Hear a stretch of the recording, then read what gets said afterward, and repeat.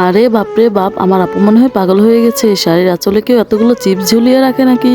যা কিছু হয়ে যাক, আমার কি, আমি চিপস গুলো কেটে নিয়ে খেয়ে ফেলি। আরে বাপরে ছুটকি, তুই এটা কি করলি? তুই কেন আমার চিপস গুলো কেটে নিয়ে গেলি? আমি তো চিপস গুলো দিয়ে আমার শাড়িতে একটা ডিজাইন করেছিলাম, তুই তো আমার সবকিছু নষ্ট করে দিলি। আরে আমার মেয়েরা, তোরা ঝগড়া করিস না, আমি এক্ষুনি তোদের ঝগড়া মিটিয়ে দিচ্ছি। আরে আমার মা, তুমি আবার কি করবে? তুমি কি জানো এই চিপস গুলো দিয়ে আমি শাড়িতে কত সুন্দর একটা ডিজাইন করেছিলাম আমার বান্ধবীর বিয়েতে যাব বলে।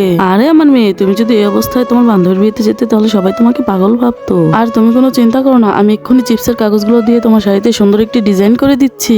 আরে মা, কি বললে তুমি? চিপসের কাগজ দিয়ে আবার ডিজাইন করা যায় নাকি? হ্যাঁ আমার মেয়ে, তুমি 5 মিনিট চুপটি করে বসো, দেখো তোমার শাড়িতে আমি কত সুন্দর ডিজাইন করে দিচ্ছি। কিন্তু তার আগে বন্ধুরা, একজন মাতা সন্তানকে মানুষের মতো মানুষ করতে কতই না কষ্ট করে, কিন্তু সেই মায়ের জন্য ভিডিওটিতে কেউ লাইক সাবস্ক্রাইব করে না।